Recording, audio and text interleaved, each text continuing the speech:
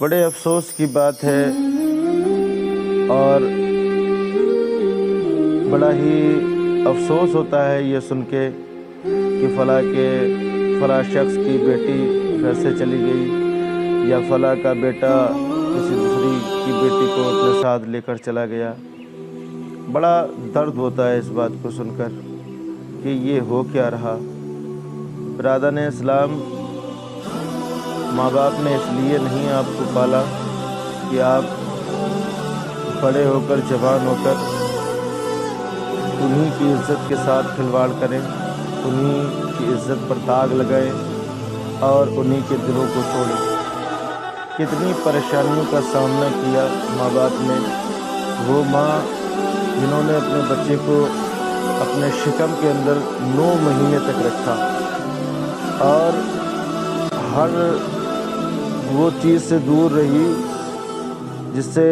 وہ سوچتی تھی کہیں ایسی کوئی چیز نہ استعمال کی جائے تاکہ ہمارے بچے کو کوئی نقصان ہو جائے، کوئی پریشانی آ جائے۔ وہ کھانا استعمال کیا تاکہ جو تمہارے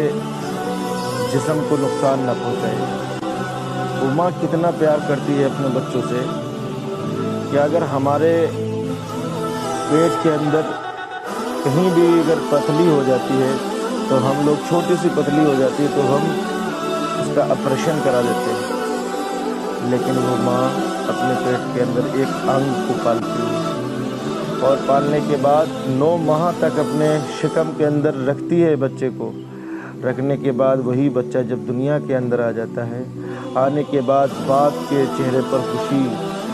کا عالم کچھ اور ہی ہوتا ہے۔ باپ اپنے بچے کی ہر خواہش کو پورا کرنے کے لیے تیار رہتا ہے، خود کڑی دھوپ میں تپتا رہتا ہے لیکن بچوں کو احساس نہیں ہونے دیتا، بچوں کو احساس ذرہ برابر نہیں ہونے دیتا، ان کی ہر خواہش کو پورا کرتا رہتا ہے، یہاں تک اپنی جوانی کو یوں ہی برباد کر دیتا ہے، در در کی ٹھوکریں کھاتا رہتا ہے، بس یہ سوچ کر کہ ہمارے بچے خوش رہیں، ہمارے بچے آباد رہیں، ہمارے بچوں کو کوئی بھی تکلیف نہ ہونے پائے۔ بچے اگر ضد کرتے ہیں تو باپ چاہے قرضہ لے، چاہے کسی کے ہاں مزدوری کرے، کہیں بھی جائے، لیکن بچوں کی خواہش کو پورا کرتا ہے۔ لیکن وہی بچے جب جوانی کی دہلیز پر آتے ہیں، آنے کے بعد انہی ماں باپ کو چھوڑنے کے لیے تیار ہو جاتے ہیں۔ آج ہماری قوم کی بیٹیاں جو اپنے گھروں کو چھوڑ کر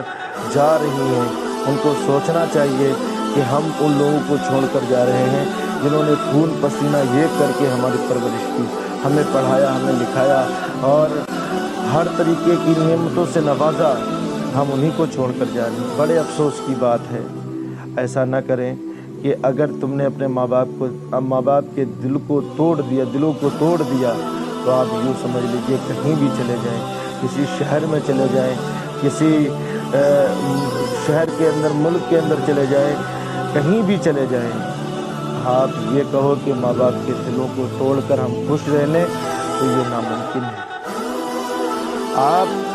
چاہے رمضان کے روزے رکھیں، چاہے نماز پڑھیں، چاہے قرآن پڑھیں، کتنی بھی عبادت کیوں نہ کر لیں،